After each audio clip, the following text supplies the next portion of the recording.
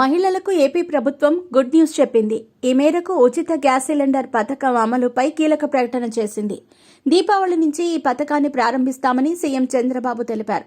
పండుగ రోజున ఫ్రీగా మొదటి సిలిండర్ అందిస్తామని అన్నారు. ఈ విషయాన్ని మంగళగిరిలోని సీకే కన్వెన్షన్లో ఎన్డీఏ శాసనసభాపక్ష సమావేశంలో వెల్లడించారు. కాగా ఎన్నికల హామీల్లో భాగంగా మహాశక్తి పథకం కింద పేదలకు ఏడాదికి 3 గ్యాస్ సిలిండర్లు ఉచితంగా అందిస్తామని మేనిఫెస్టోలో చెప్పారు. ఈ పథకం ద్వారా తెల్ల రేషన్ కార్డు ఉన్న లబ్ధిదారులకు ప్రతి ఇంటికి 3 గ్యాస్ సిలిండర్లను ప్రభుత్వం ఉచితంగా అందించనుంది. అలాగే నియోజకవర్గాల వారీగా ఎంపీలు, ఎమ్మెల్యేలు విజన్ డాక్యుమెంట్లు రూపొందించుకోవాలని సీఎం చంద్రబాబు దిశానిర్దేశం చేశారు. రాష్ట్రానికి 10 లక్షల కోట్ల అప్పు, 1,00,000 కోట్ల పెండింగ్ బిల్లులు ఉన్నాయని, గత ప్రభుత్వం నిధులు దుర్వినియోగం చేసిందని మండిపడ్డారు. కేంద్ర నిధులు పక్కదారి పట్టాయని విమర్శించారు. అధికారంలోకి వచ్చినప్పుడు ఖజానాలో డబ్బులు లేవని, కనీసం జీతాలు కూడా ఇవ్వలేని పరిస్థితి నెలకొందని, అయినా ధైర్యంతో ముందుకెళ్తున్నామని అన్నారు. 3 పార్టీల సమిష్టి కృషితోనే ఇంతటి ఘన విజయం సాధించామని పునరుద్ఘాటించారు.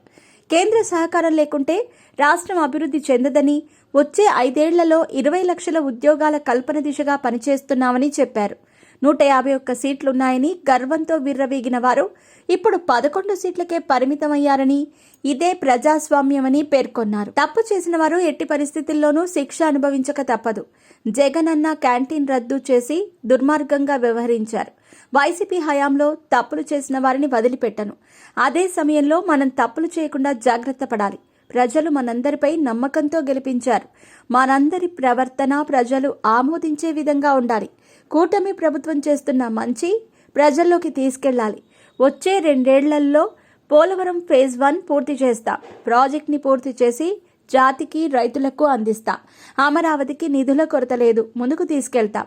గత 5 ఏళ్లు కనీసం విశాఖ రైల్వే జోన్ తెచ్చుకోలేకపోయారు. కేంద్రం అడిగిన భూమి ఇవ్వలేకపోయారు.